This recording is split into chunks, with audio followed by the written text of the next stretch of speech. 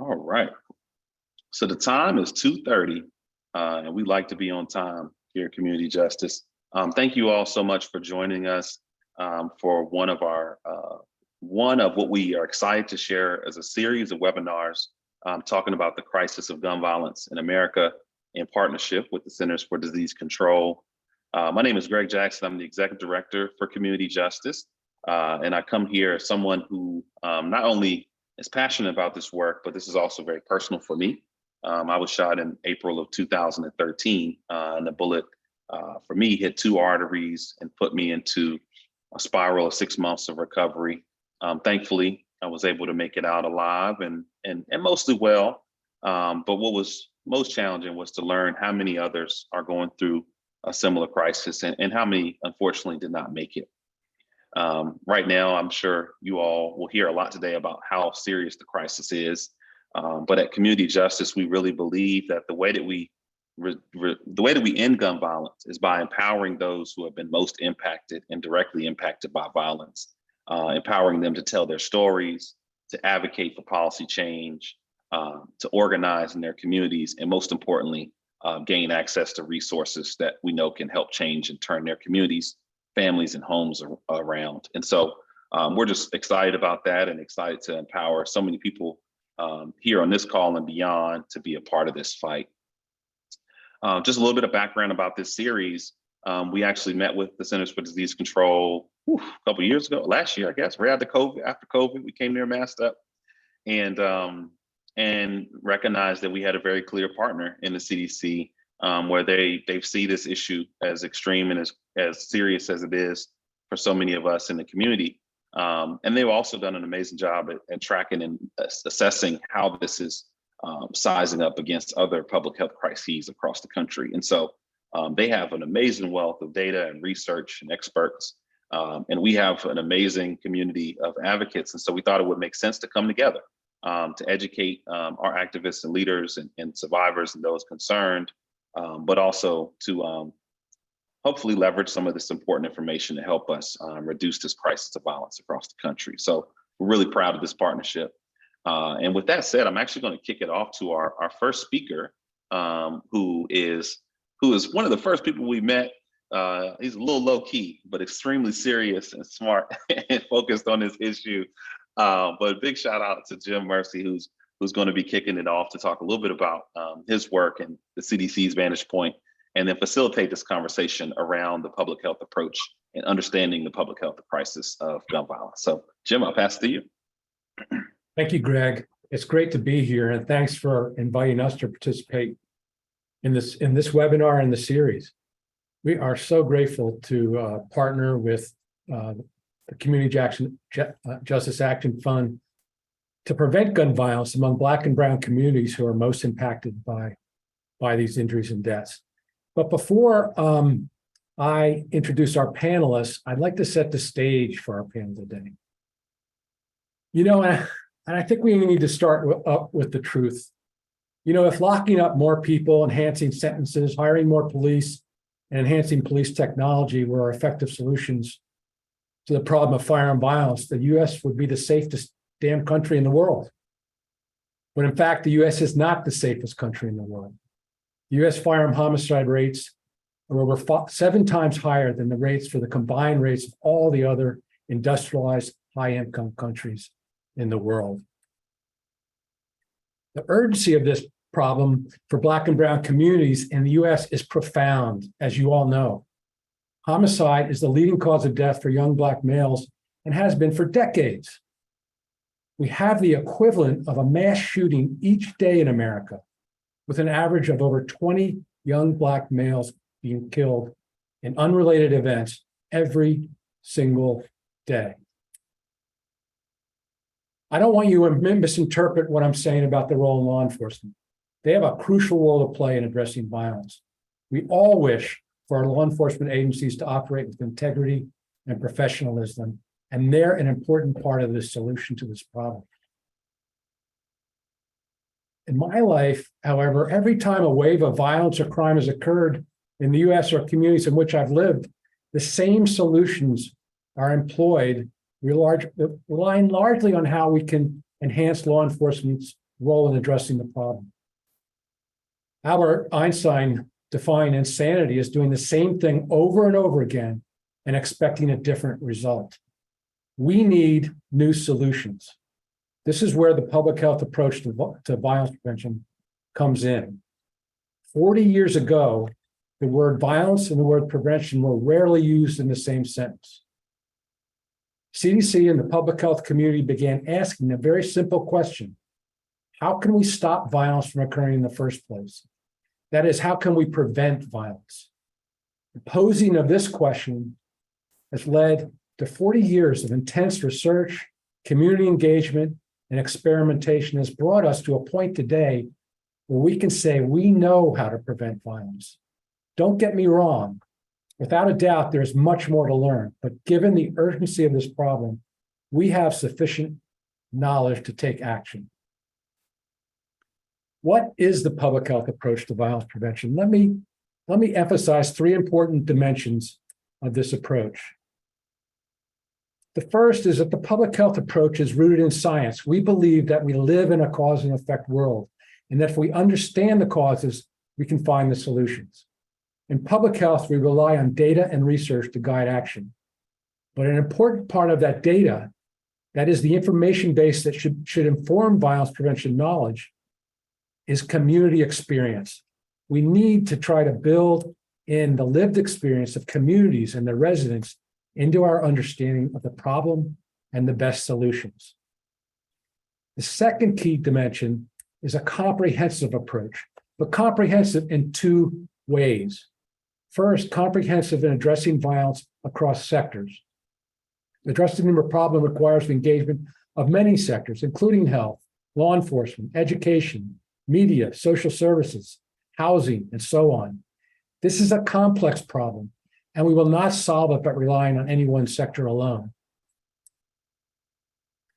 The second way that public health employs a comprehensive approach is in terms of the prevention strategies that will be needed to solve this problem. We need strategies that offer more immediate benefits like street outreach and hospital-based programs, and you'll hear more about hospital-based programs a little later from Dr. Saccharin. And there are many other types of prevention programs we don't have the time to discuss. But we also need to get at the roots of this problem. We need to address the underlying social determinants of violence, such as concentrated poverty and structural racism. In sum, we need a community-driven, comprehensive, multi-sectoral public health approach that is informed by science and the affected communities.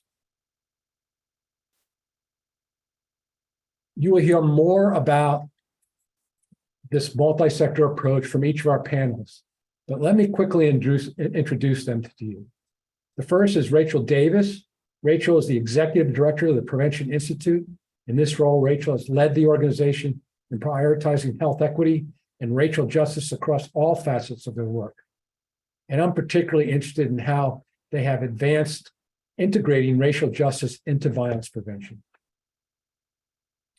Second, I want to introduce Dr. Joe Saccharin. He is a trauma surgeon, coalition builder, policy advisor, public health practitioner, and nationally recognized advocate for gun violence prevention. He is currently Director of Emergency General Surgery, Associate Professor of Surgery, and Associate Chief of the Division of Acute Care Surgery at the Johns Hopkins Hospital in Baltimore, Maryland. And finally, I want to introduce Erica Atwood. She is the Senior Director and Deputy Managing Director of the Office of Policy and Strategic Initiatives for Criminal Justice and Public Policy for the City of Philadelphia.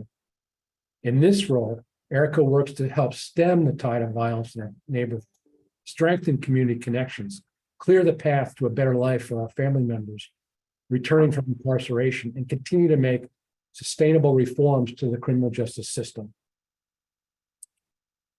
If you'd like additional information about the backgrounds of each of our esteemed panelists, you can find links to their longer biographies in the chat. Now, to start us off, I will hand it over to Rachel Davis. Thank you, Rachel. Thank you so much, Jim, and good morning and good afternoon, everyone from Oakland, California. I'm really appreciative of all of you being here. and honored to have the opportunity to share with you a public health framework for community safety. And I want to put it in the context of a continuing evolution of a public health approach to preventing violence. So I want to start with work we were funded to do by the Centers for Disease Control and Prevention from 2005 to 2013. And during that time, we worked with a city network that is represented here and with individual cities within this network to advance a public health approach to violence prevention. And to start that work off, we did a needs assessment. In 2006, we interviewed mayors and police chiefs and school superintendents and public health directors in a third of the largest cities in the United States. And we learned a lot from that, including that for them, they were very concerned about violence and they were largely using law enforcement and criminal justice approaches only. They didn't see that to be highly effective or adequate. Most of them weren't putting any prevention in place, and largely they lacked a strategic plan for doing that work. Fast forward to 2013, we saw the emergence of peer networks around the country and a number of other groups as well working with cities and communities to advance a public health approach. And we saw the emergence of strategic plans being put in place. We saw communities focus their resources into the neighborhoods that were most impacted by violence instead of spreading it all over the place evenly. We saw prevention and intervention begin to be included within the work that was being done, alongside attention to the links between multiple forms of violence, like intimate partner violence and community violence, as well as really a growing understanding about the importance and impact of trauma, alongside multi-sector engagement and coordination. And those are all reflective of some key tenets of a public health approach. Data-driven, Jim was talking about that a bit, the community engagement piece, comprehensive, resident-informed, and multi-sector. So I want to fast forward that to a framework that we co-developed with the Big Cities Health Coalition, which is a coalition of the 36 largest health departments in the country. And this is an issue that those health directors deeply care about. And they asked us to really create a framework that could help them convey to others, what is a public health approach to violence? What's the role of public health in that? And what's the role of everyone else as well? In that, we defined 4 defining features of a public health approach now, as we see it in practice in cities and communities around the country. The first is really this notion of truth, racial justice, and transformation. The importance of really engaging in truth-telling and accountability to address and heal from structural racism and other inequities. The second is this importance of community leadership and power. And again, Jim spoke about this, really engaging people who are most impacted by violence in decision-making. The third is this notion of collaborative action. It takes the community and government together collaborating. And finally, data and evidence-driven. And that includes the data and evidence that supports each part of the pathway to violence and safety. And that pathway really defines the framework. So I want to share that with you. It's a lot of detail for a slide, but I want to try to help you sort of unpack this in a fairly quick way here.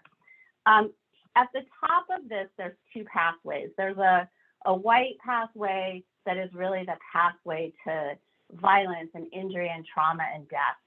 But I really want to focus on the green pathway, which is the pathway to safety and thriving communities. And I'm going to try to do this with the help of some of these annotation tools. so that I can break this out a little bit for you. So at the beginning of the pathway, we have social and racial equity. That then shapes and informs just institutions and systems that serve communities and shape the conditions in communities to be protective against violence. These in turn help shape, reinforce, and undergird the individual and relational protective factors that are protective against violence. And together, these contribute to safety and healing, and ultimately to safety and thriving communities.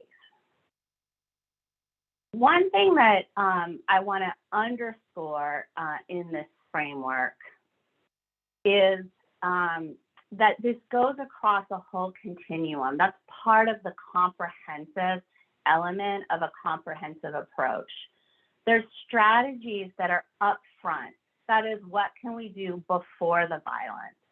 There's also strategies in the thick. That's when the risk is highest or there's an imminent threat of violence.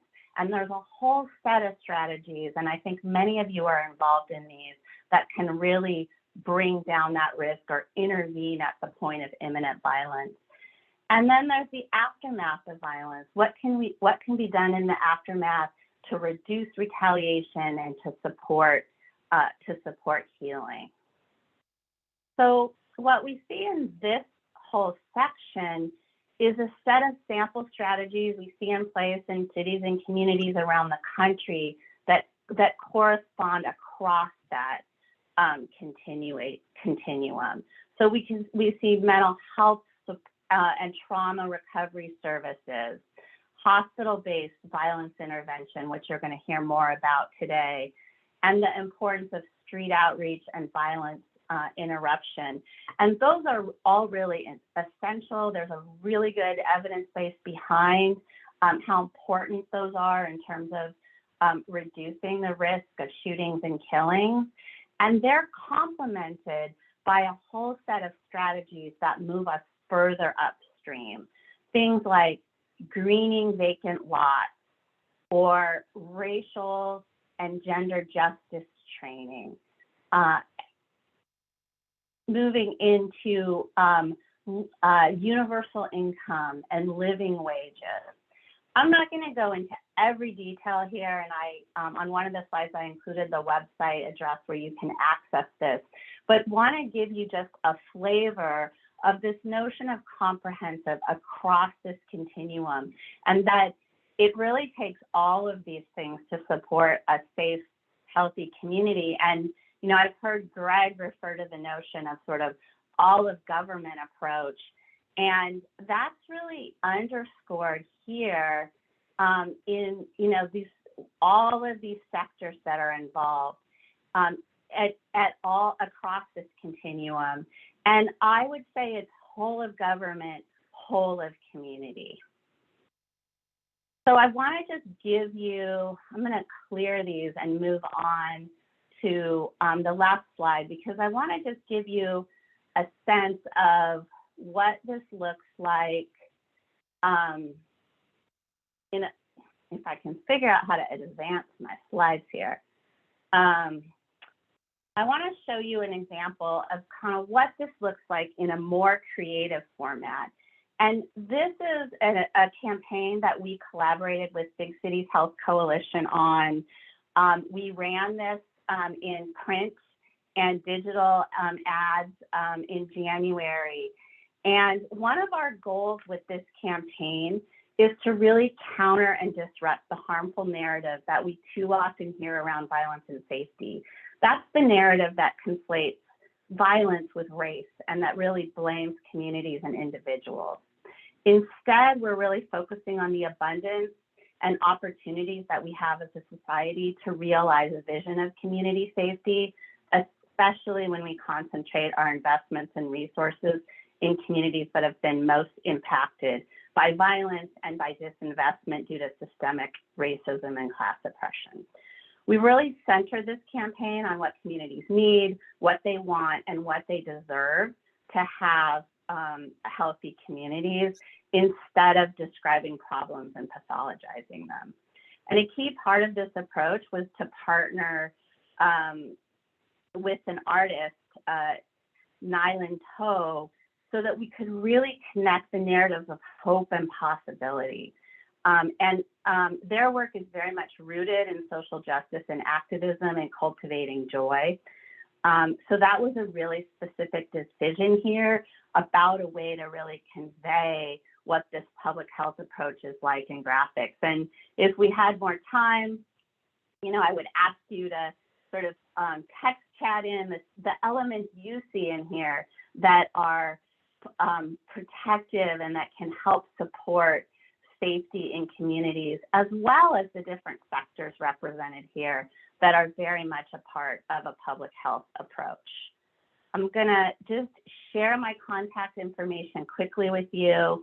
I know we wanna move on and then hopefully have an opportunity for questions and answers at the end. And so with that, I wanna pass it back to Jim. Thank you, Rachel. Thanks a lot for your remarks, and I'll pass it right over to Dr. Saccharin. Well, thanks so much, Jim. And I just want to thank you, Greg, and the entire team for the opportunity to be here today and to share with you a little bit of our perspective from the healthcare community. Let me just get this up here. All right, you able to see the slides? Yes. Okay, perfect. So, look, this topic for me is near and dear to my heart, and similar to a story that you heard Greg tell, I can't really start this conversation without telling you my own story. I was, 17 years old when I went from being a healthy high school student to collateral damage after I was nearly killed when I was shot in the throat with a .38 caliber bullet. And, I tell you that story because I think all of us, we have a reason as to why we're here and what's driving us to kind of be at the center of this issue that is impacting communities all across America. And when I look at these two individuals, my trauma surgeon, Dr. Baum Ahmed on the left and Dee Mukherjee on the right, the reality is I wouldn't be here had it not been for these folks and their teams that provided me with a second chance. And that opportunity really inspired me to go into medicine, inspired me to become a trauma surgeon.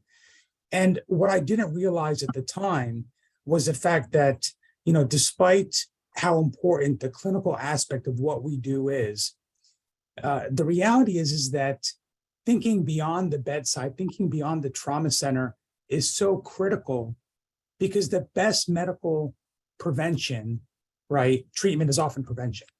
And I show you this because, this is something that we commonly see here in Baltimore, where we have young 16-year-old kids like this that come in that are shot in the head. And despite how incredible we may think we are as clinicians or how incredible our trauma system is, the reality is there's very little that we can do to get these kids back to baseline. And so it really kind of got me thinking about this motto at the Bloomberg School of Public Health, where it says, protecting health, saving lives millions at a time. And I think that this motto reflects both the opportunity and the responsibility that we have within healthcare and beyond to think, again, beyond the four walls of our center. And when you look at what's happening in Baltimore, of course, I think a lot of you probably know that we have an 8-year trend of over 300 homicides per year. But it's not just the homicides that are happening. It's also the non-fatal injuries that we're talking about, with over 700 per year. And when you think about why these are so critical, they're critical because we know that those patients that are coming in, we're going to see about 40% of them again within 5 years. And so this has really gotten the healthcare community and so many of us doing this work to think about this problem from a public health perspective. And that's what we've been pushing for decades now. And when we look at other public health problems like motor vehicle fatalities in the 60s and 70s, we didn't get rid of cars. We came up with methods like seatbelts and airbags, and we made roads safer.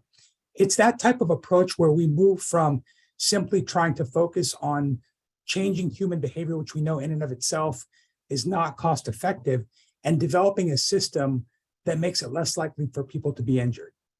And you can't really talk about this issue and talk about, as Jim nicely alluded, the daily toll of gun violence without talking about the impact of the social determinants of health, right? You can see here the different, factors and variables that lead to the structural violence that we are seeing. And in fact, it may not be a surprise to many of you that the physical environment, the social determinants, drive 80% of health outcomes. Now, there's this other term that we've coined with my friend Daniel Dawes, who wrote this book called The Political Determinants of Health.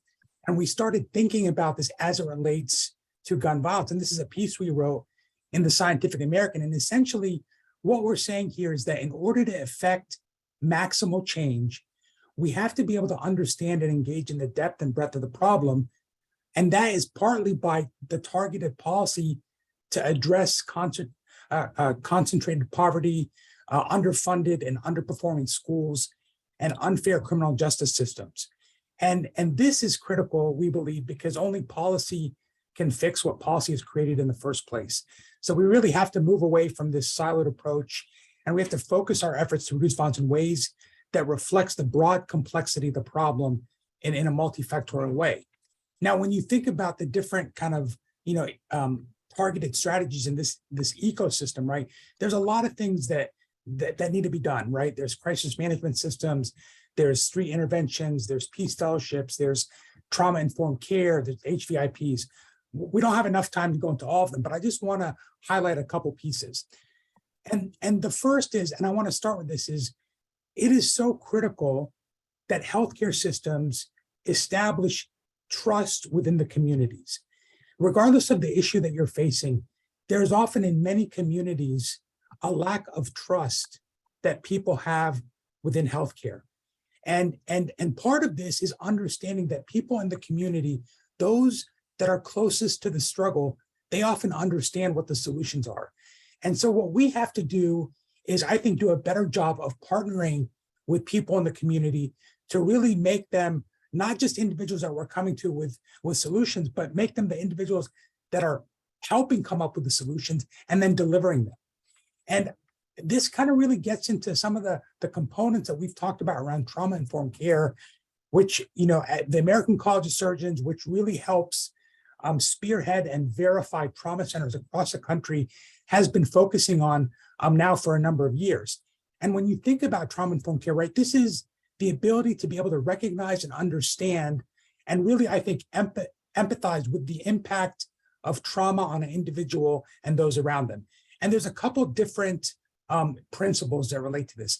The first is them feeling safe, right? The physical and emotional aspect. There's the trustworthiness and transparency, right? Which is so critical in order to build that human connection.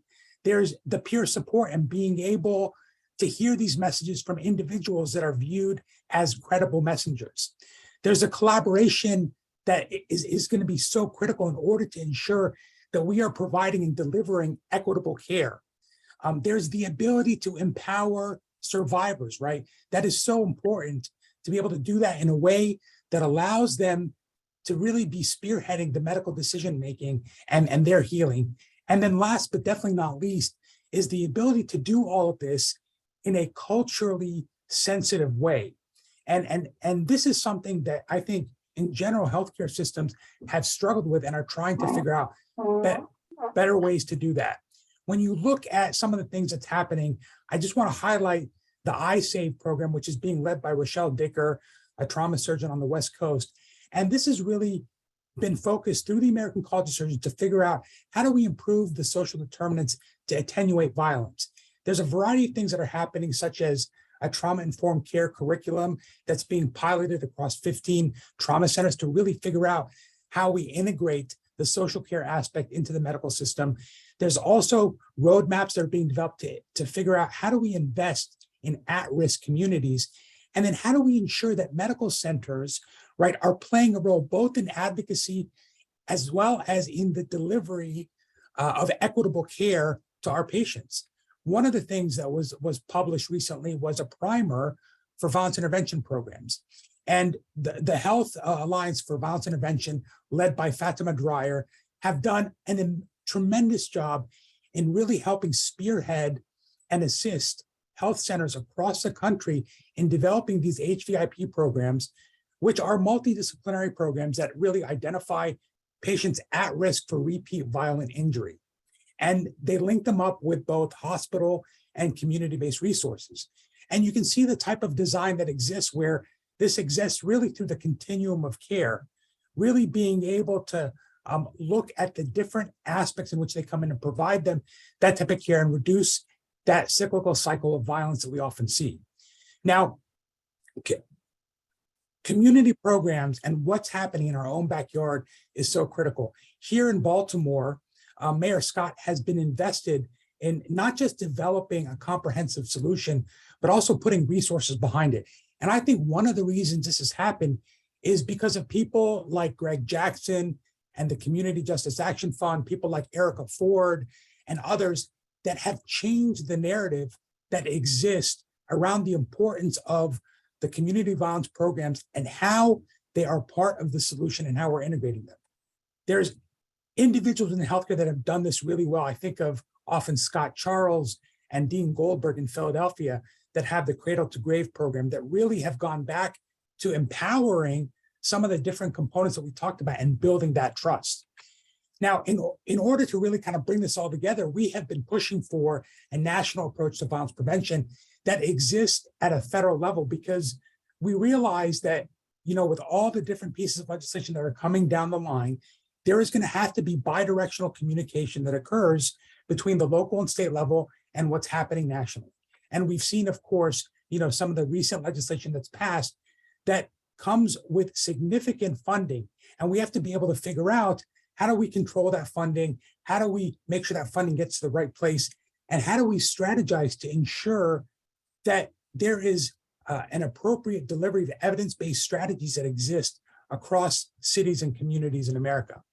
I just want to finish up with a couple of things, which is healthcare professionals have really, I think, started to figure out their voice and how they can be part of the solution. And part of it is really understanding the public narrative. And this is one of my professors from the Kennedy School that talks about this in terms of the story of self, the story of us, and the story of now. And I think that the point here is that if you want to move the needle forward and go from value to action, it's done through being able to tell your stories, whether it's the story of your patient or the story of what's happening within your own community. And that's been so critical in really getting people to understand the why. We've seen this happen, right, where trauma surgeons who have not traditionally been trained to do this are starting to wake up and figure out how to have a voice. We saw this in 2018 with This Is Our Lane. And most recently, and I think this has just been tremendous, is the American College of Surgeons has brought together, for the first time in 2019, 44 different medical organizations to collectively think about, how do we approach this from a public health perspective? We just had the second summit, and the proceedings are going to be published in the next month or a few weeks. But I think you're going to see that we have continued to move forward in not just thinking about what are all the things that need to be done within the hospital, but what needs to be done to have a comprehensive solution. So linking up the hospital with the public health department, with community organizations. And to build on that, this was, you know, just a recent publication that came out of the National Academies that focused specifically on the community intervention piece. So if you want to hear a little bit more about that, I highly recommend taking a look at it. Finally, I just want to quickly say that, you know, I love what I do as a trauma surgeon, but there's nothing more heartbreaking than having to go out and talk to a mom and dad and explain to the parents that their child that left that morning is never coming home again.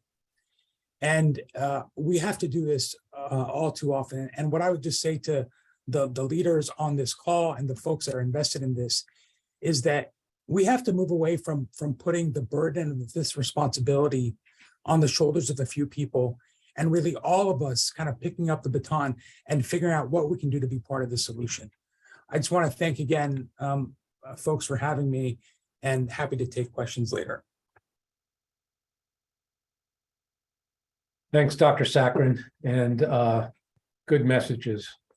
We really need to focus on the people behind the numbers we're talking about and the communities. Let me turn it over now to Erica Atwood. Take it away, Erica. Good afternoon, good people. Let me get my slideshow up for you. And so what I'm going to take my time doing is talking with you through what this looks like in practice on a city level. How do we attempt at a public health approach? And so I am a deputy managing director, and I lead the Office of Policy and Strategic Initiatives for Criminal Justice and Public Safety here in Philadelphia. That office is comprised of, there we go. My cluster is comprised of 5 offices, and that is inclusive of our prevention, intervention, enforcement, and reentry partnerships. And so we look at this from those kind of 4 pillars of this work. And so we have Town Watch Integrated Services, which is really around that community engagement, community empowerment, as we look at how community can have their own imagination and their own control over their own public safety. How are we engaging them, being eyes and ears, and asking for what they need on the ground? Our Office of Violence Prevention, this is where we house the majority of our intervention programs. This is where we house our group violence intervention program.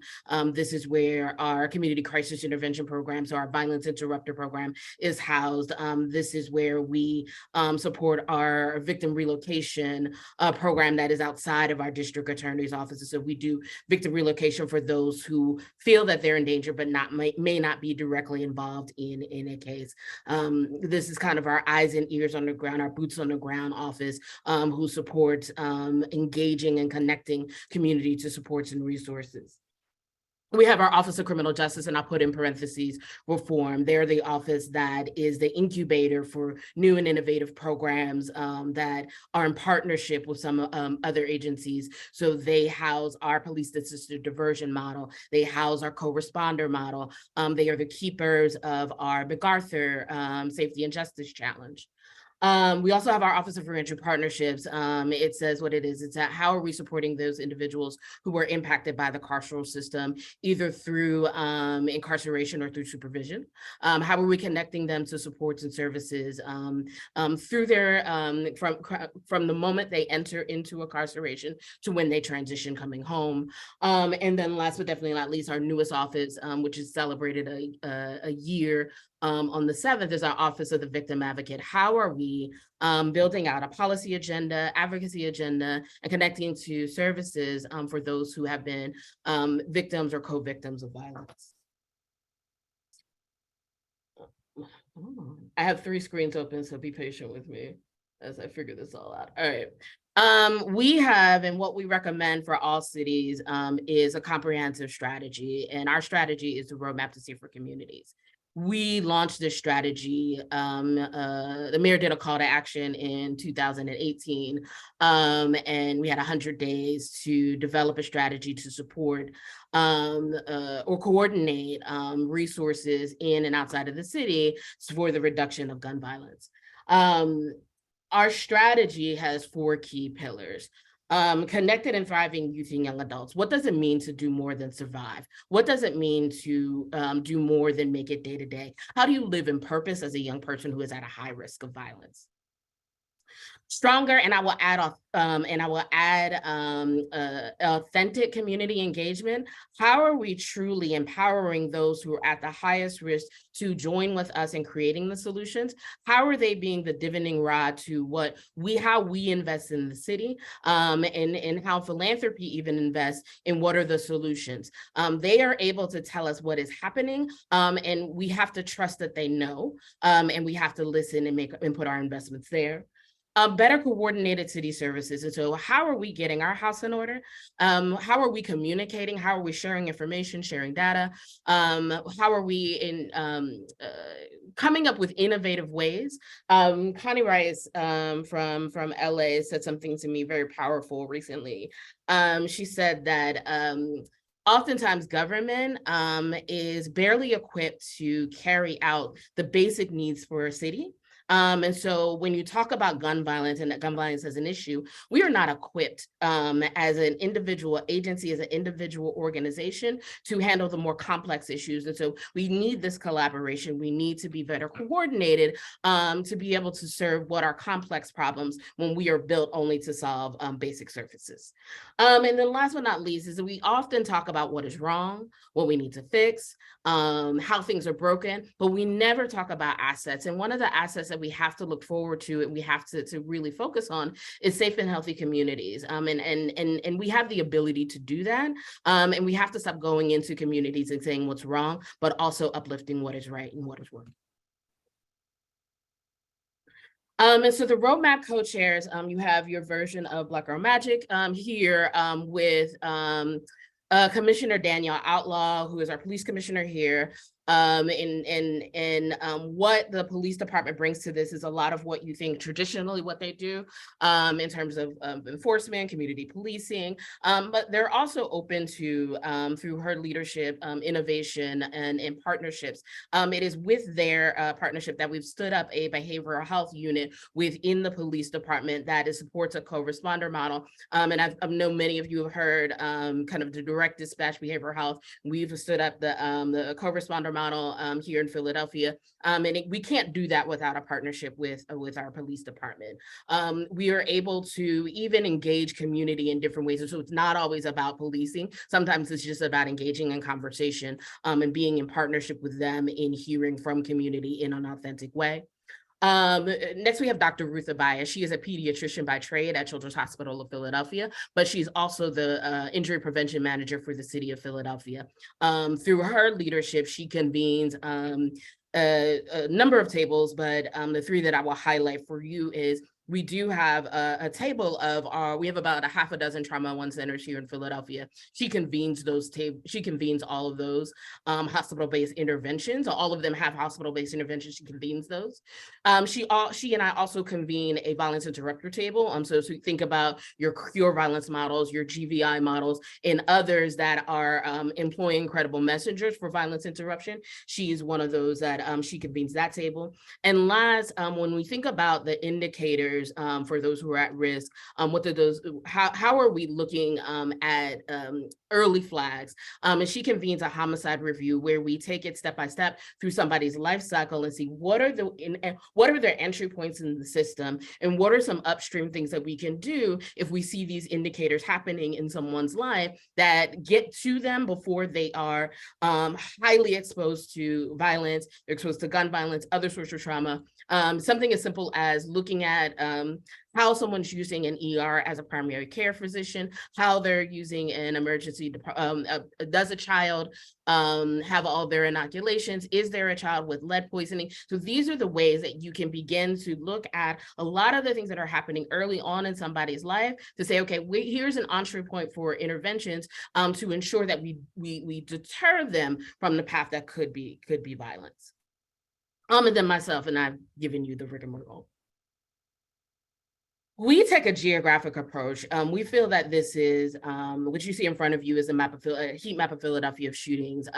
We focus our efforts overlaid with the police department's pinpoint strategy. Operation Pinpoint is where they look at the blocks and areas that are experiencing the highest levels of violence and have a more focal approach to policing in those areas. We also overlay those areas with city services and supports. And so it's social services as well as environmental services.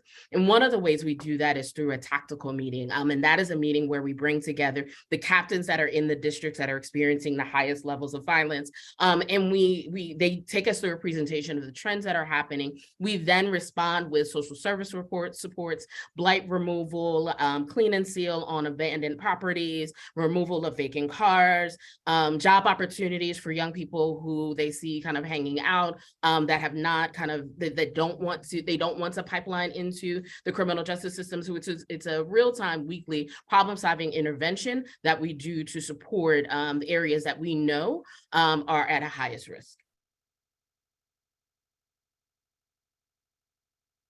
And so one of the things I want to talk about is kind of in this slide is how are we investing? What are the key priorities that we are investing in? What are the things that we know get at the issue of violence? I often say violence is not the problem, it's a deadly symptom. And it's a deadly symptom of a lack of quality education, a lack of economic mobility, a reduction of collective efficacy in neighborhoods, and lack of access to quality health, physical and behavioral health. Because we know this, these are how we are prioritizing our supports and services. So how are we looking at getting people not just into a job, but just mentoring them and finding them a pathway to purpose as they enter into the workforce, either re-enter or enter for the first time. How are we increasing our investments in intervention programs? We all know, we've heard for years, you cannot police your way out of this problem. And so what are the ways that we can intervene with young people to give them a different path? Because often it's very rare that you hear somebody that wants to be in the game. More than likely they want to get out. And so let's create multiple avenues for them to get out the game. Expanded community responsive supports. So again, that's our co-responder models, is how we are going into communities. I know a number of us are suffering from high levels of opioid overdoses and addiction rates. So how are we intervening? And we have an increased number of youth of color that are becoming addicted to substances. So how are we building out interventions for these young people in a way that makes sense, that meets their needs, and that is in community? Really bringing behavioral health supports to where they're needed. I know some of my friends from Chicago are on the call, but we are in the process of implementing our replication of Heartland Alliance's READY model. So we are going to do a community violence intervention program that is similar to that. And so how are we engaging with those that are at high risk, who are resistant to services, who need behavioral health supports in a way that is culturally competent and anti-racist? And then how are we connecting them to getting money in their pockets? How are we diversifying community engagement? And what we have done is we are doing listening tours. I did a series of about 20 on my own, 30, a total of 35 in partnership with others, where we went in the community. And it wasn't the regular, I'm going to yap at you for 45 minutes and only give you 15 minutes for questions. I yapped at the front for 15 minutes, and then we sat in community.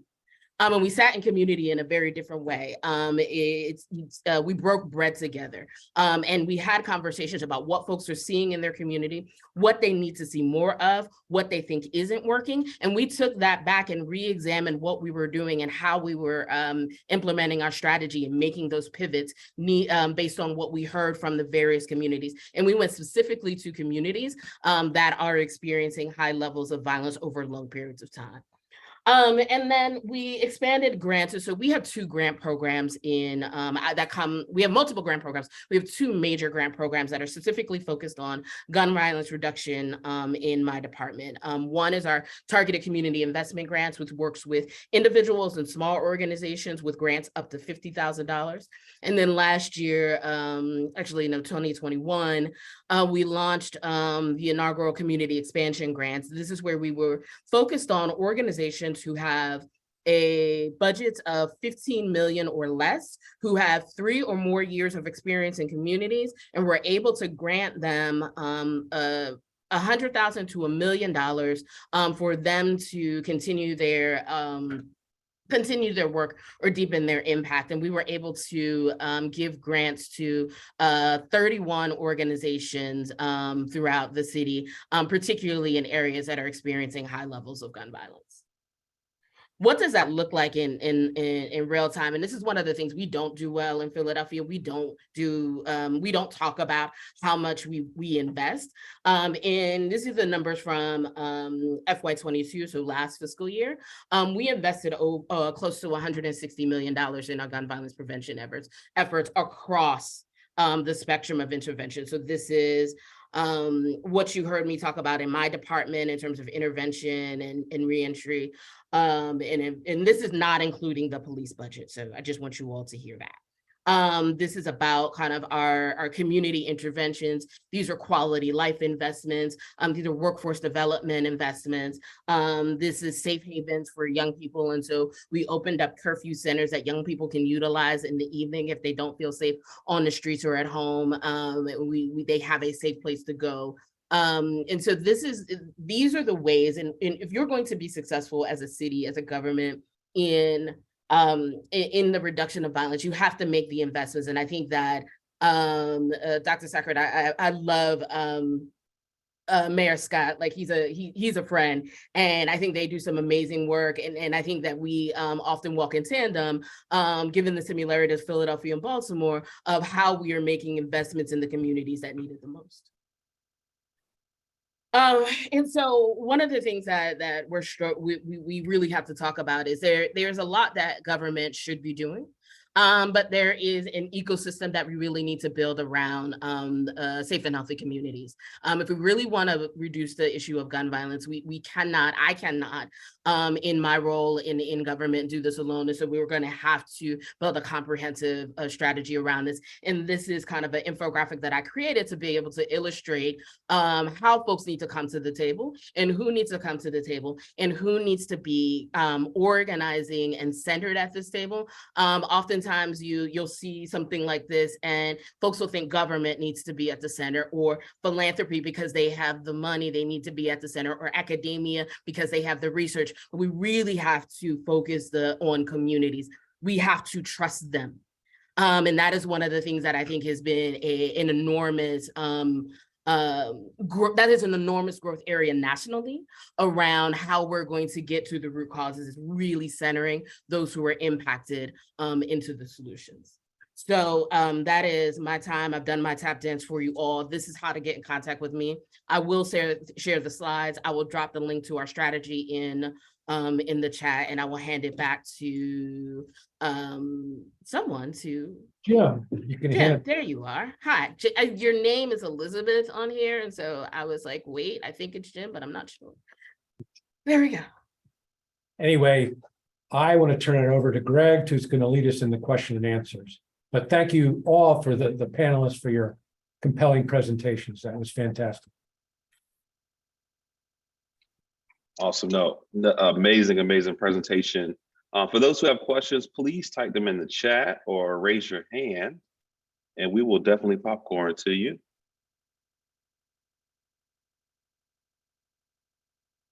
I'll answer one question we saw in the chat earlier. Where can I see the recording of this amazing presentation? We will be posting it to our YouTube and Facebook accounts, so please follow Community Justice, and you'll get it there, and we'll email a link out to everyone who RSVP'd as well. All right, still waiting on any questions. All right, Tony Gomez, feel free to unmute yourself. Hey, thank you. Just one thing I wanted to offer up for consideration is being careful as we kind of talk about that comparison with traffic safety. If we were to kind of continue out that trend line, what we'd see is a really bad bounce in the wrong direction, traffic safety wise, especially from about 2017 on, to where CDC did a report that we're unique in the world and developed countries, and that we're the only country that had a huge increase in traffic deaths. And in our state, we're seeing record numbers. So, well, a lot of the elements, NHTSA to state offices to federal funding to locals and all the infrastructure and everything else. And it's a good model that we want to get to. It's something that I think begs, probably in both fields, traffic safety and violence prevention, the need to involve the behavioral specialists the best there is now, because we do have something that's changed in the United States in both realms in the last 3 to 5 years. So anyway, just wanted to throw that out for some consideration. Thanks. Yeah, thank you for sharing that. And I know I'm not the health expert, but I know from the advocacy side, we often talk about how this shapes up against other health crises like COVID-19 and the opioid crisis, where we took a people-centered approach and started to really invest in strategies that not only address the spread of those crises, but also the behavioral components of it. And so that's something that we've always used as a talking point. We've always pushed for, and we've also challenged our friends in Congress or whatnot to say, hey, if you acknowledge this as a public health crisis, then where are the dollars for these programs and strategies? The way that we've seen investments in other health crises. And so, Tony, I definitely agree. We should be careful of the traffic comparison. And I know we consistently talk about it against other health crises. So thank you. Greg, Anybody can I else in the comment on panel? that really Yes. quickly? Yes. What I please. will say is, Tony, well, thank you for that. And my counterpart who leads transportation infrastructure, we know that the our Vision Zero work overlays with our roadmap to safer communities in terms of geography, and we're trying to be very intentional. And we're using the approach around community education before anything else. And so how are we educating community on the overlay of these issues and then getting their feedback on that? But thank you for that. It just it affirms that we're having the right conversations, and in the slow walk is the right way to go.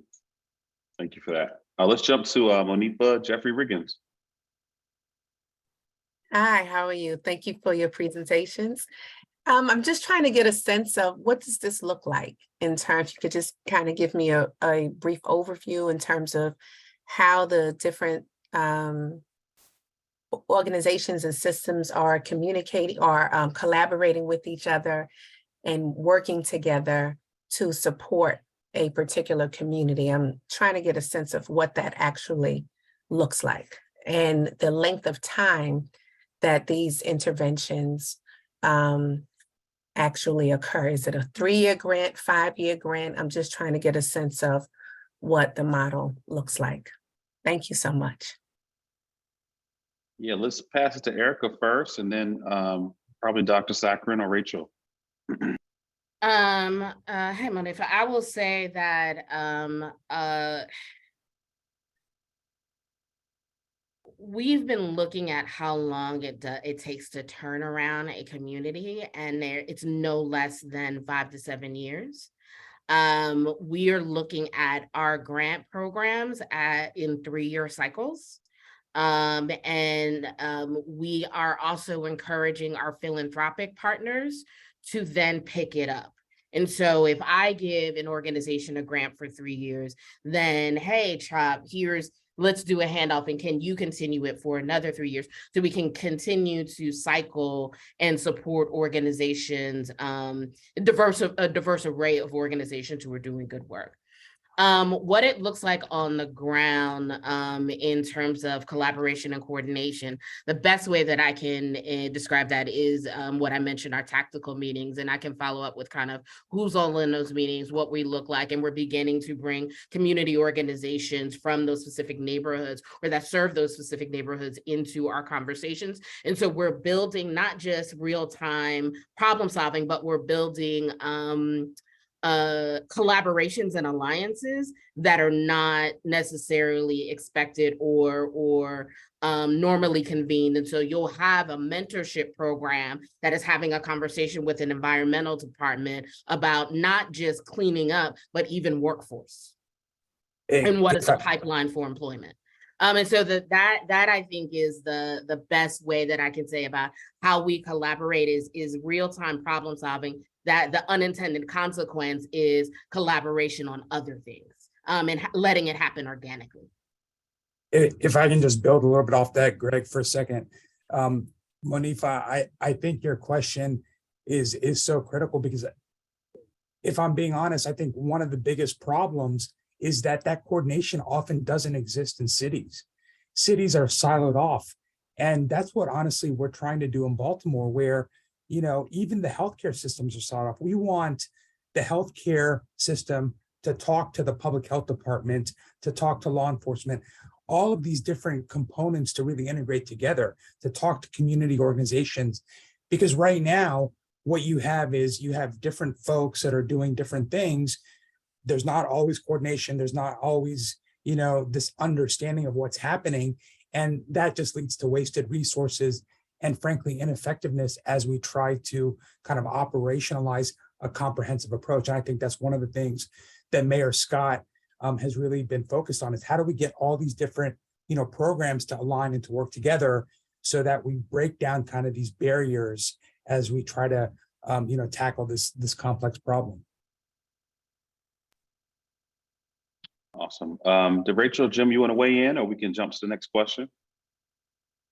That's good. Okay. All right. I'll just share one resource. At Community Justice, we saw that a lot of cities were approaching this differently, and a lot of them had aspirations but didn't quite have a blueprint. And so we created the City Violence Prevention Index report. I'll put it in the chat. But we just outlined really a menu of things that can be done when taking a public health approach to addressing violence. And we created a scorecard for the top 50 cities most impacted and really checked off, who has an Office of Violence Prevention, who's looking at their workforce program, who's investing in street intervention and hospital-based intervention. So we encourage you to check out that. And that's also a resource and kind of a way for you to get a snapshot of what different cities are doing and how. All right, next question is, we have a question from Patricia in the chat here. She asks, how do we get buy-in from people who don't believe in systemic racism or social determinants of health and outcomes? And is there any particular messaging people have found effective? So we'll start with you, Rachel, and then Jim, and I can chime in afterwards. I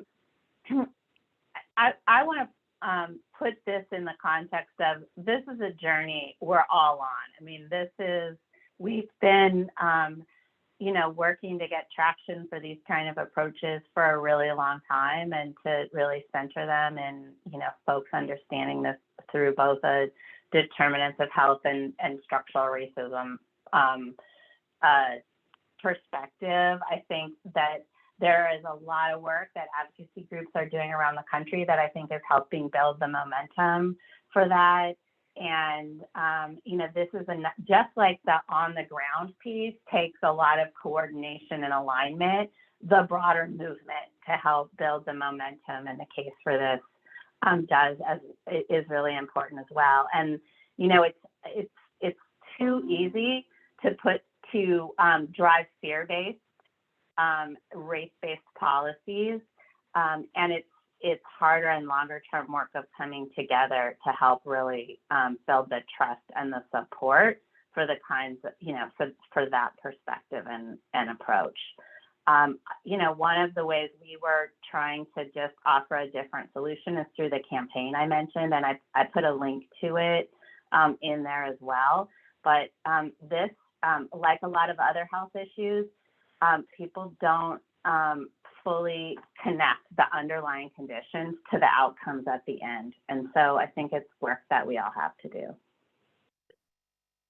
Greg, I would just add that I think we need to rely and build on communication science. How do we better communicate these issues? And one of the issues is the narratives that exist in our society about the ways people view young Black males and other dimensions of this problem, how they even view the sole solution to this problem being law enforcement. That's a narrative that exists. How do we counter those? How do we use communication science to get these points across more clearly and effectively? And I'll just share 3 tools we use as advocates. One, we remind people that regardless of how you feel or what you believe in, there's a real cost of violence. And so we remind them that there's a $557 billion economic impact on our country from gun violence. So even if you don't care about why or how, you have to acknowledge the problem. The second thing is we remind them that based on the Violence Policy Center's study of Black victimization, that 70% of homicides in the Black community are not connected to another felony crime.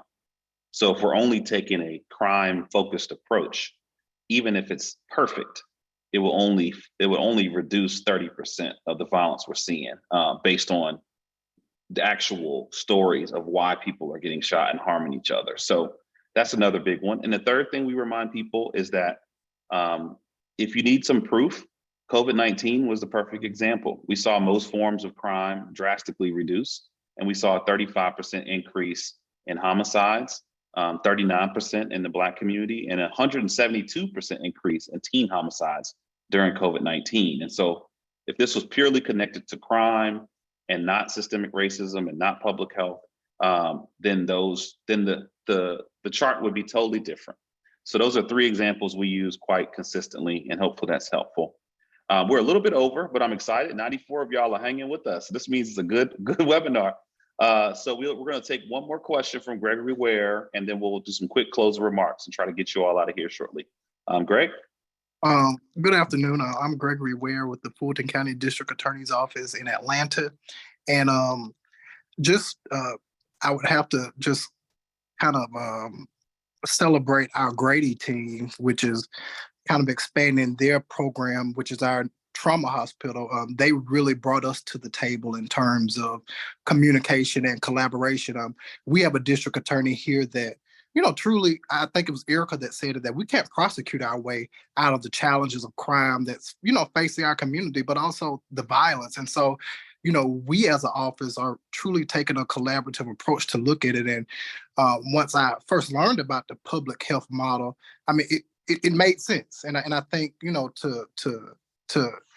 even law enforcement partners, I know we're not included on the model, and I kind of pick with Grady about that. Like, we're still going to be at the table, even though we're not on the model. And they kind of joked about adding the clergy or the religious partners to the model. But I guess my question, even though we're not on the model, our willingness to collaborate on this project, can we still reap or garner meaningful outcomes, or should we just not, are we affecting the fidelity of the model with us being included? And so that's just kind of my question as it pertains to implementing this model or implementing the program, because I know I know law enforcement isn't on the model, but this agency, we get it, we understand it. And so that kind of. Erica, do you mind sharing a little bit about in Philadelphia, how you all are integrating law enforcement? So we work with law enforcement on numerous levels. It's impossible in this country to do it without them, and so we take a tactical approach to it, or a surgical approach to it. And so we do have a partnership with our DA's office, and oftentimes it's around diversionary programs, and it's how are we not deepening someone's experience in the carceral system? How are you prosecuting justly? How can we support you in making those arguments to bring equity into prosecution?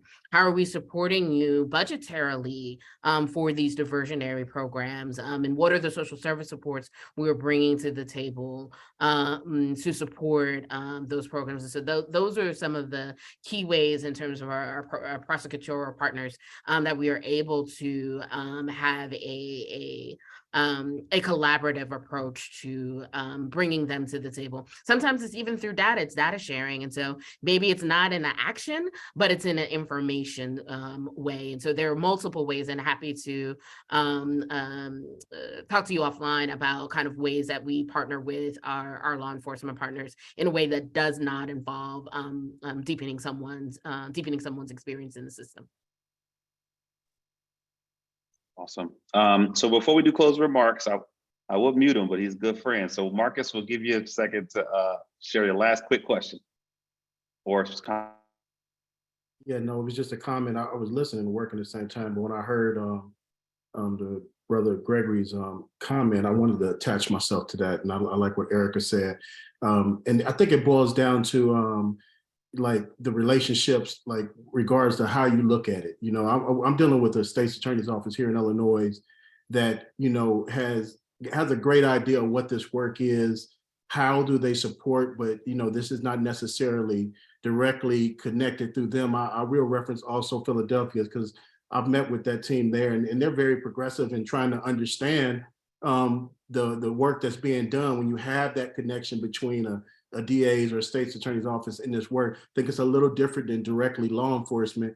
And the one thing that we talked about here was, what are the benefits that, that relationship could help out with, far as like those that some of the outreach or those in the community are engaging with. And so we try to look at the benefit side. And my advice to you, I think Gregory, Brother Gregory that was on here, Fulton County, you said, right? So I'm assuming you'll be in St. Louis next week. Hello? Gregory? And I'll I end it. think I got everybody muted. I got everybody muted, but yeah, Okay, well, definitely that's reach fine. out That's to them fine. directly. If you're in St. Louis next week, I think I'd love to talk with you more about that. I know Jaquel and Grady, you spoke your name up to me recently, and so look forward to meeting you. That's why I wanted to jump in and say that. So thank you. Thanks, Greg. No problem. All right, we're going to bounce through our panelists really quickly for any final closing remarks or anything they want to just emphasize, and then we'll close out. So we'll start with Rachel Davis. Well, thank you for including me in this. This is so important. And, you know, one of the biggest barriers I think we've had for a really long time is a fundamental skepticism that violence is preventable, that shootings and homicides are preventable, that we can save lives, and that we can promote safe and healthy communities. And at the same time, the evidence base grounded in community solutions has been growing and growing. So we need to just counter the skepticism and bring more people in so that we can really move to creating safer communities for particularly the communities that have been most impacted by this terrible public health crisis. Thank you. Erica? Kind of closing thought is when we think about impacted communities, think about them as your partners in this work, think about them as the epicenter of solutions and not problems. Amen. Dr. Zachary? Yeah, I would just echo both Erica and Rachel and just say that sometimes I think in this work, when we get caught up in it, it's easy to lose hope, especially when you just don't see any global change. But I think there has been a lot of change in our country is different over the past decade. And it's different because people like all of you have been, getting up every day and doing the hard work within the communities. And when you think about, what happens across this country, most governing happens at the local and state level. And I think that has impacted everything else that has followed, including, the passage of federal legislation. So I would just say we got to keep moving forward. And just to underscore, the community is the central part of the solution to this. And Jim? I can't say it much better than the three panelists did. Gun violence is preventable. We can do it. We're making progress. And thank you to the Community Justice Action Fund for your work towards that, and all of you. Thanks so much.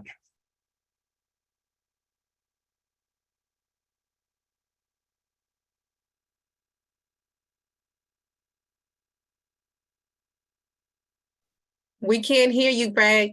I think you muted yourself, my dear. Oh, hello? There you are. Okay, there we go. Oh, I was just saying, Okay.